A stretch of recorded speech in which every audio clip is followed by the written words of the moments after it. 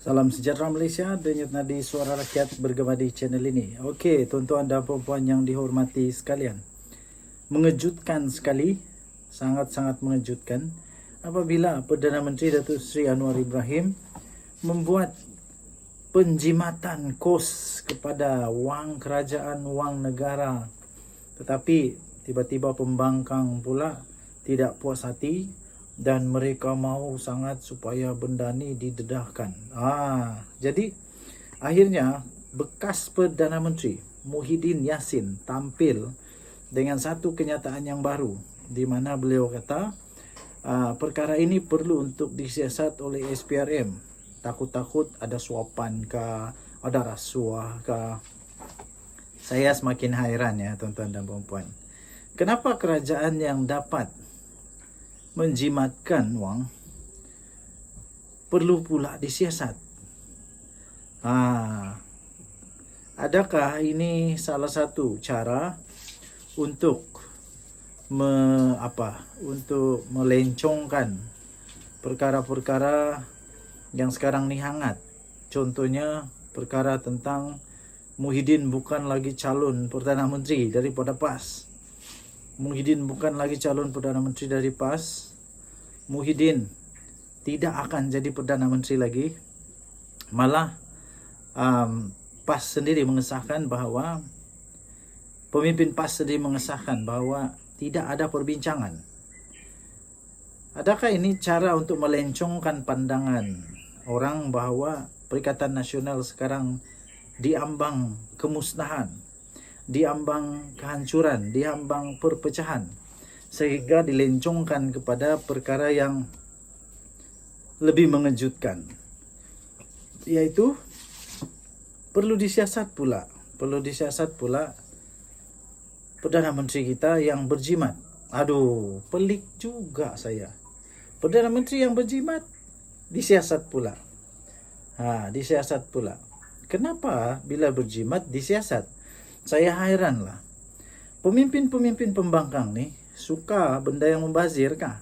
Tapi kita faham, jangan salah faham dengan kenyataan saya. Kita faham bahawa mau ada ketelusan. Okey, kita biarkan kerajaan, pemimpin-pemimpin dalam kerajaan memberikan pencerahan tentang perkara ini. Saya sendiri pun mau tahu, ya, no doubt about that. I also want to know the detail of this sponsor. Itu kita setuju. Tetapi yang saya hairan, setiap kali Perdana Menteri cuba untuk menjimatkan, mesti ada saja suara yang tak betul. Janganlah fikir Perdana Menteri sekarang ini sama dengan kamu. Jangan samakan Datuk Seri Anwar Ibrahim yang kuat melawan rasuah ini sama dengan kamu yang tak kuat mana pun melawan rasuah. Yang tahu hanya lawan pusat judi, yang hanya tahu lawan kedai babi, yang hanya lawan pusat urut, yang hanya lawan panggung wayang yang tidak berlampu, yang tidak berlampu. Anda memang tahu hanya lawan itu saja. Perdana Menteri Datuk Seri Anwar Ibrahim, dia lawan sungguh-sungguh rasuah tau.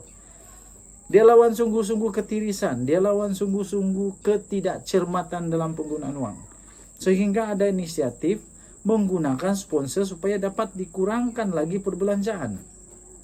Menurut laporan yang saya baca itu, ada dakwaan berkata sehingga dapat dijimatkan sehingga 1 juta. Tidakkah itu bagus? Bayangkan 1 juta ringgit yang dijimatkan ini dapat membantu rakyat yang miskin. Berapa banyak jalan yang dapat diperbaiki di negeri-negeri yang perlu? Berapa banyak keluarga yang dapat dibantu? Berapa banyak anak-anak miskin yang ke sekolah yang tidak cukup wang, yang tidak cukup budget dapat dibantu? Yang tidak dapat pergi universiti sebab tidak dapat mampu bayar yuran, ini dapat dibantu. Ini pula dipersoalkan. Hairan juga saya. Jadi tak apalah. Kalau mereka mau juga ada siasatan, okey, kita biarkan SPRM siasat. Akhirnya kalau SPRM sudah siasat dan tidak ada apa-apa, siapa yang malu? Siapa yang ketahuan? Kantoi kamu tuh boros, kamu tuh tidak pandai berjimat, kamu tuh tidak pandai cari PR yang bagus, tidak ada public relation yang bagus, tidak pandai untuk cari orang yang mampu untuk sponsor. Inilah nama dia, pemimpin yang bagus, pemimpin yang baik, yang mampu untuk meminimumkan perbelanjaan. Tinggalkan pendapat Anda. Denyut Nadi, Suara Rakyat, bergema di channel ini. Kita jumpa lagi. Bye-bye. Salam sejahtera Malaysia. Selamat hari Sabtu sekali lagi kepada tuan-tuan dan puan yang dihormati sekalian. Saya ingin ucapkan jutaan terima kasih, bilion terima kasih. Terima kasih kepada anda semua. Terima kasih kepada anda semua. Saya doakan bagi anda yang sudah bersama-sama dalam channel ini, yang sudah tekan butang subscribe, terima kasih. Bilion terima kasih saya ucapkan. Bagi yang belum, saya mohon untuk tekanlah butang subscribe, like dan share. Supaya anda dapat berita-berita, ulasan-ulasan daripada channel ini. Okey, terima kasih kepada anda semua. Saya doakan Tuhan memberkati anda semua.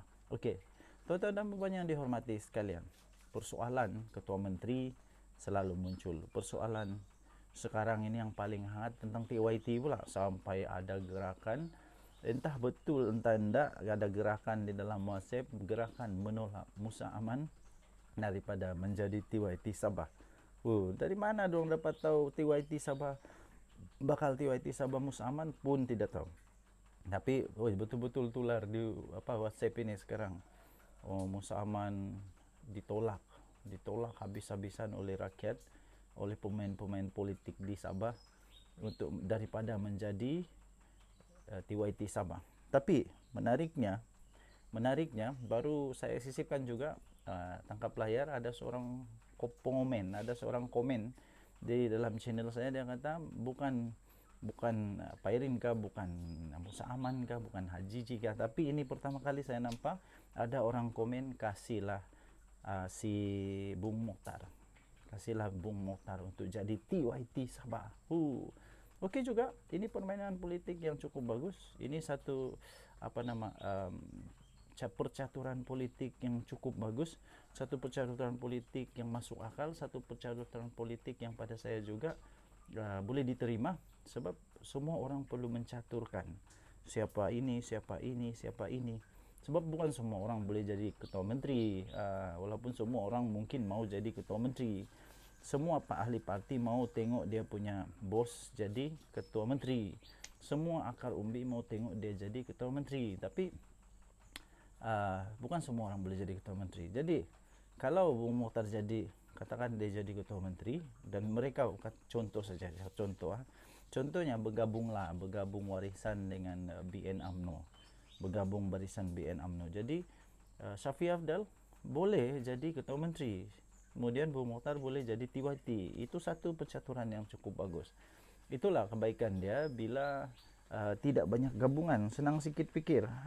Jadi siapa timbalan ketua menteri itu seterusnya akan dibincangkanlah. Okey, jadi persoalannya ialah mahukah rakyat Sabah kalau Bung Mokhtar jadi TYT Sabah?